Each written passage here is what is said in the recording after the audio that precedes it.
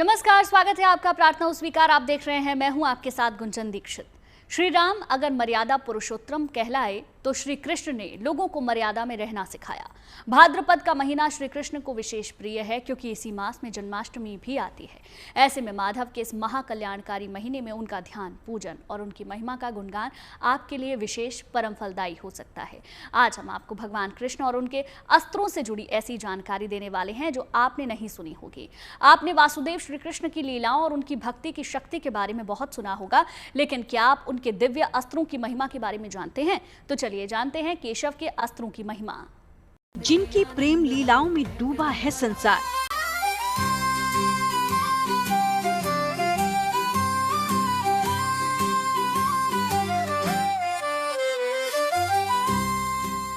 गिरधारी के दिव्य अस्त्र करेंगे चमत्कार।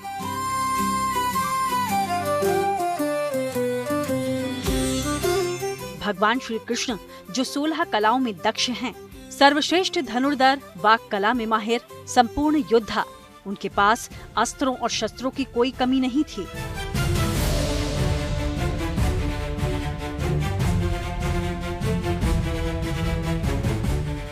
द्वारकाधीश संकटों का समाधान करने वाले हैं और माधव की मनमोहिनी सूरत और व्यक्तित्व में ही समस्त दुश्वारियों का उपाय छिपा है।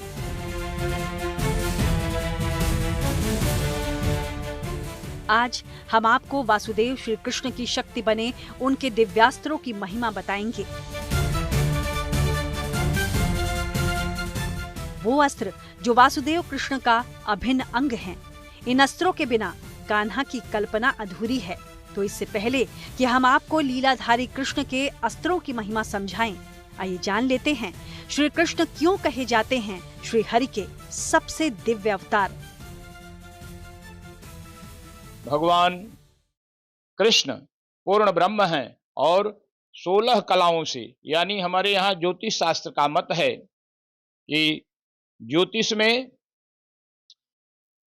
नवग्रह, 12 राशियां, 27 नक्षत्र, और पूर्ण ब्रह्म जब धराधाम पर आते हैं तो सदैव जगत कल्याण के लिए, भक्तों के कल्याण के लिए, और इसलिए भगवान को 16 कलाओं से युक्त शास्त्रीय मत के अनुसार पूर्ण ब्रह्म का संज्ञा दिया गया।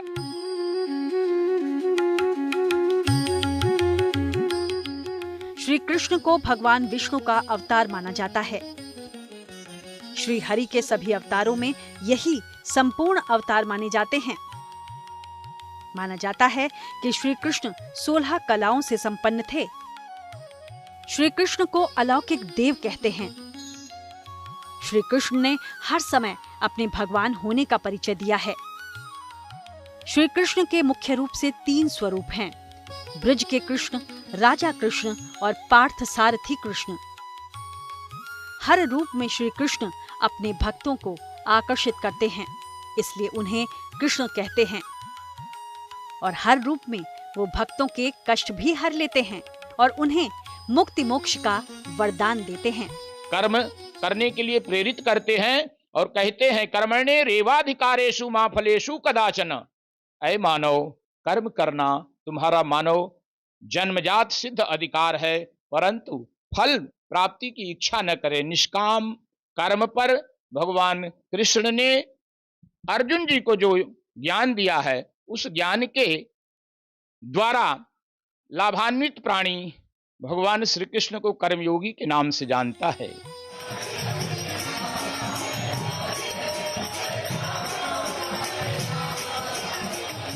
ये महीना कृष्ण भक्ति के लिए सबसे खास है। इस महीने में कान्हा के मंत्रों का सही उच्चारण करने मात्र से ही सभी मनोकामनाएं पूरी होती हैं।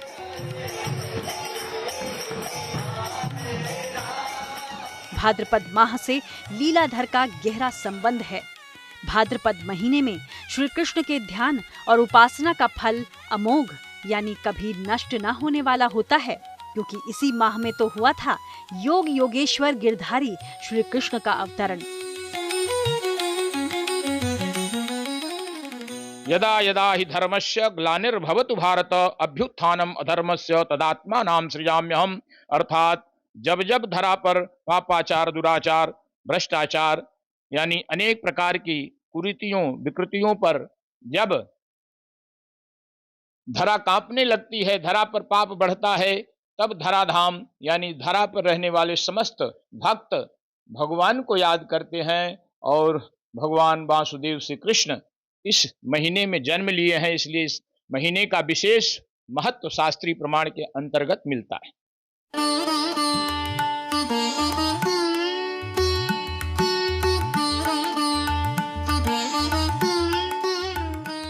वो जिनकी कृपा से ये संसार चलता है, वो हैं श्री कृष्ण। श्री कृष्ण इस जगत की वो शक्ति हैं जो संसार में व्याप्त 16 कलाओं के मालिक हैं। ये संसार ही श्री कृष्ण के अधीन है। संसार को प्रेम का पाठ पढ़ाने वाले भगवान श्री कृष्ण की लीलाओं के बारे में कौन नहीं जानता, लेकिन क्या आप ये जानते हैं कि संसार में प्रेम और धर्म की स्थापना के लिए कृष्ण ने कौन कौन से अस्त्रों का इस्तेमाल किया? आज हम आपको उन्हीं दिव्य अस्त्रों के बारे में ही बताने वाले हैं। कौमुदगी गदा भगवान कृष्ण के पास वो गदा वरुण देवता ने प्राप्त दिया था और जिससे भगवान कृष्ण उस गदा से सदैव असुरों का संहार करते हुए धर्म की स्थापना करते हैं। उसके बाद भी कुछ और अस्त्र हैं, सारंग धनुष है, उसके बाद भगवान पांचजन्य शंख है, ऐसे करके कुछ अस्त्र हैं। मुख्य रूप से भगवान कृष्ण का जो अस्त्र है जिसे हम सुदर्शन चक्र, कौमुदगी गदा, सारंग धनुष और पांचजन्य शंख, इस प्रकार से भगवान का ये अस्त्र है।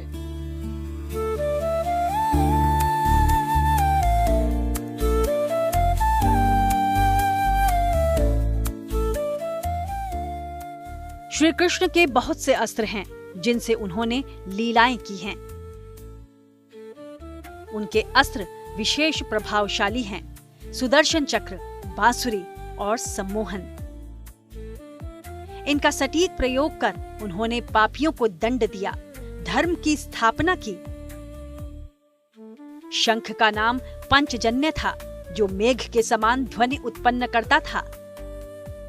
उनकी गदा का नाम कौमुदगी, सारंग नाम का धनुष और नंदक तलवार थी।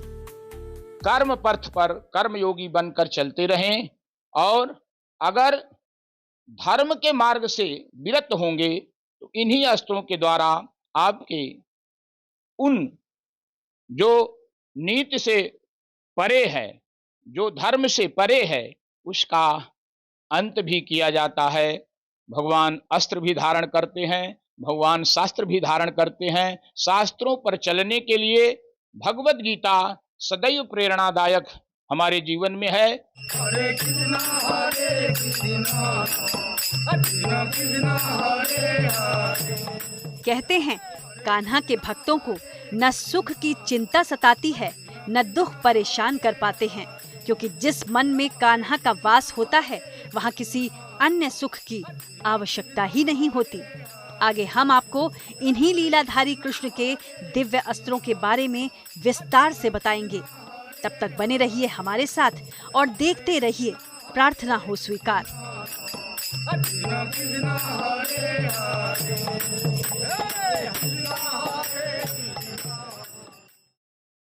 श्री हरि के सब अवतारों में केवल कृष्ण को ही संपूर्ण अवतार माना गया है। उन्हें विशेष स्थान दिलाते हैं उनके दिव्य अस्त्र। वासुदेव कृष्ण के अस्त्रों का संबंध कहीं न कहीं आपके जीवन के सत्य से जुड़ा है। गौर से देखिए।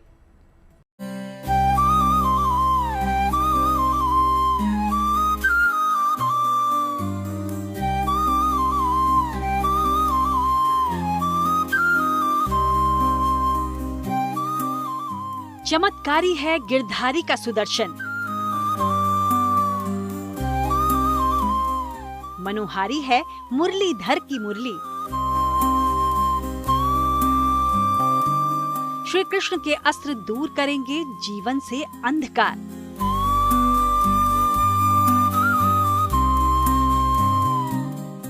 मधुसूदन की उपासना देगी वरदान।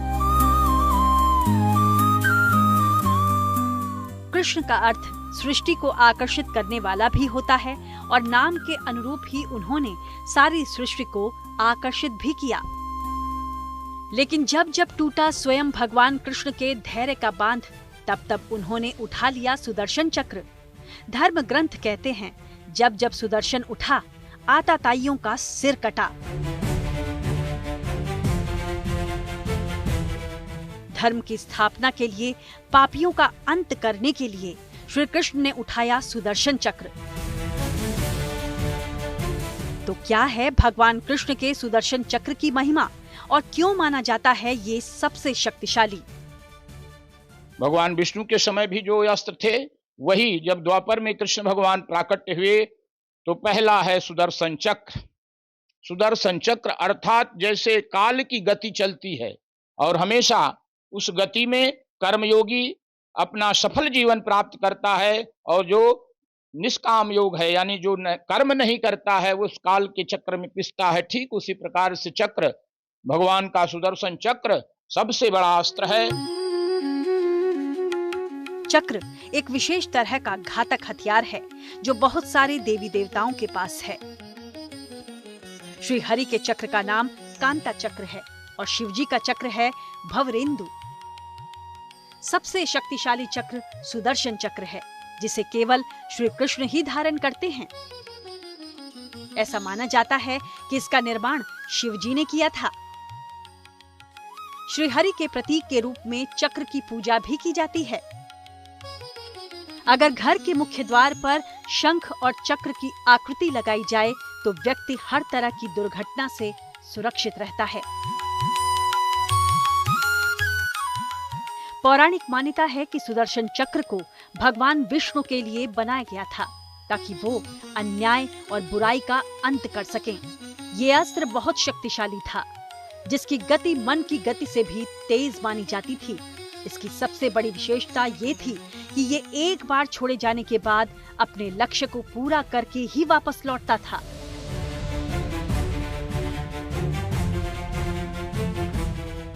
जहां एक ओर धर्म की रक्षा के लिए कृष्ण ने सुदर्शन रूपी अस्त्र उठाया, वहीं प्रेम की स्थापना के लिए बांसुरी थामी।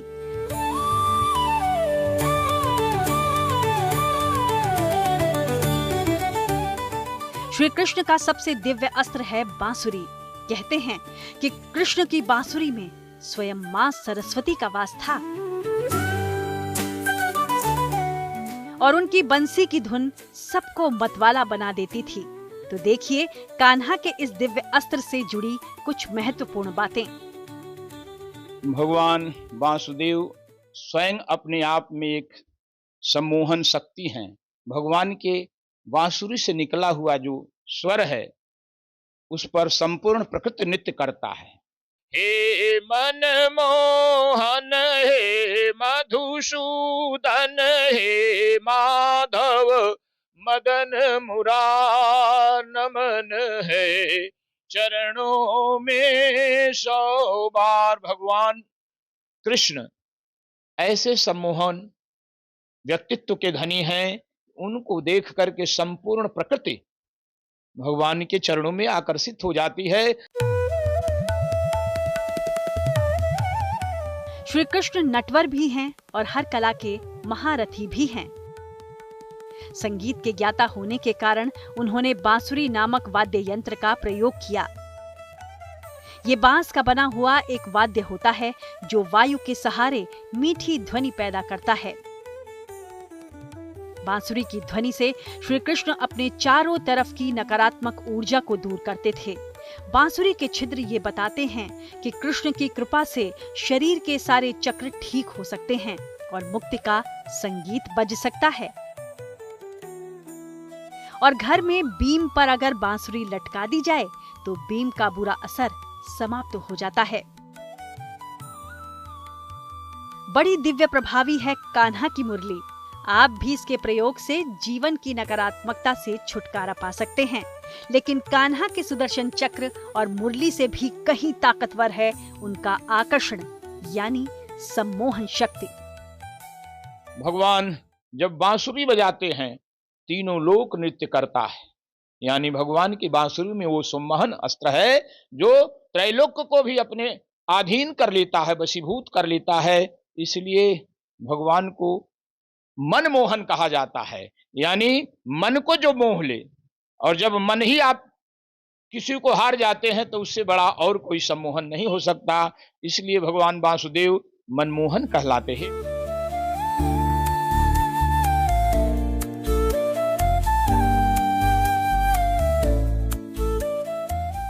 सम्मोहन एक वैज्ञानिक प्रक्रिया है।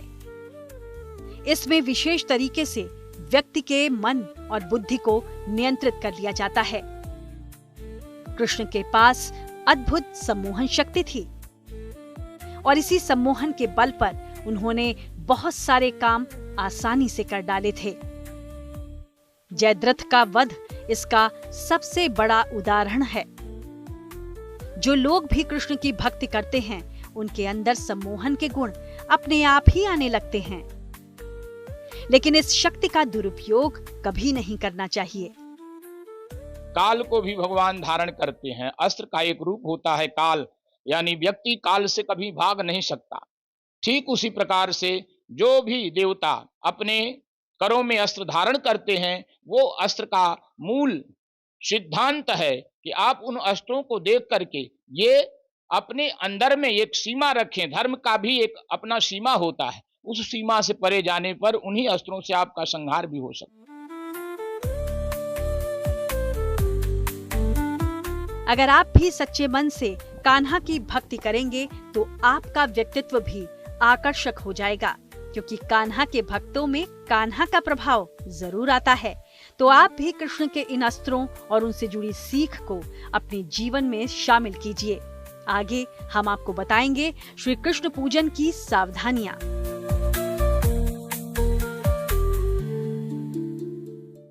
हमने आपको श्री कृष्ण के उन दिव्य अस्त्रों के बारे में बताया जिनका मानव जीवन से गहरा संबंध है।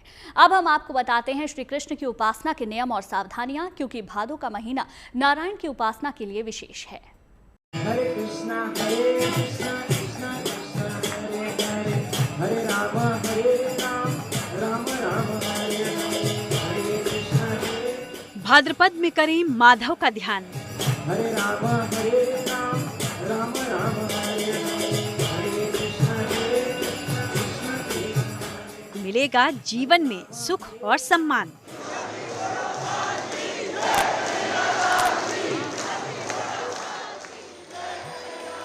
श्री हरि के अद्भुत अवतार में सबसे सुखदायी और कल्याणकारी है भगवान श्री कृष्ण का अवतार। इस महीने में माँ आदिशक्ति पराम्बा जगत जननी जगदम्बा राधा रानी का प्राकट्य हुआ है। राधा अष्टमी के दिन भगवान विघ्नहर्ता, मंगल करता, बुद्धि के दाता, भाग्य के विधाता भगवान गणेश का जन्म हुआ है। इसलिए 3 देवताओं के जन्म से यह भादों का महीना अति पवित्र माना गया है। इसमें भगवान श्री कृष्ण अपने भक्तों की पुकार सुन करके इस महीने में आए हैं, और आए हैं तो इस जगत कल्याण के लिए। भगवान श्री कृष्ण सदैव अपने भक्तों पर कृपा और अनुकंपा करते रहते हैं।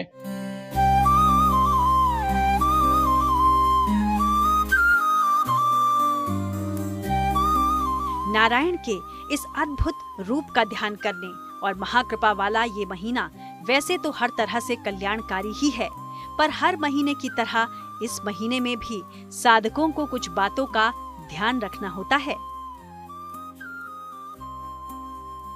तो अब आपको बताते हैं भगवान कृष्ण की उपासना में किन बातों का ध्यान रखें। पीले आसन पर बैठ करके मोर मुकुटधारी भगवान वासुदेव श्री कृष्ण पीताम्बरधारी पीला वस्त्र धारण करे, पीला चंदन लगाए, पीले पुष्प और पीले प्रसाद से भगवान कृष्ण का वैदिक मंत्रों में 16 मंत्र आया है, यानी 16 मंत्रों के द्वारा पुरुषुक्त जो मंत्र है उस मंत्र के द्वारा वासुदेव श्री कृष्ण की आराधना करें। इस शरीर में 5 ज्ञानेंद्रिय हैं, 5 कर्मेंद्रिय हैं और 11वां मन है। इस संपूर्ण 11 रूप में मन में मैं भगवान वासुदेव श्री कृष्ण का वंदन करता हूं, अभिनंदन करता हूं।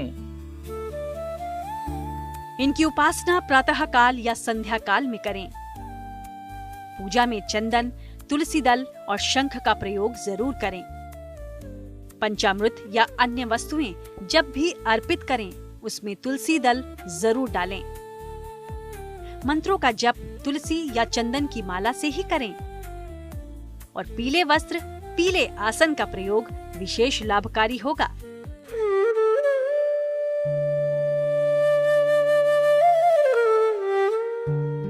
जब जब संसार में पाप ने अपनी चरम सीमा लांघी है, तब तब नारायण ने पाप का अंत करने के लिए इस धरती पर अवतार लिया है।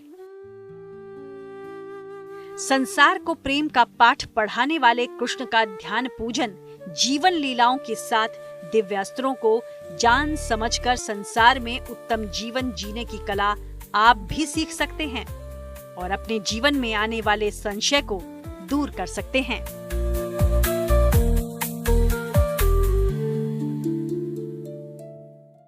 चलिए इसी के साथ ही प्रार्थना स्वीकार में आज के लिए बस इतना ही, लेकिन अच्छी खबरों के लिए आप देखते रहिए गुड न्यूज टुडे।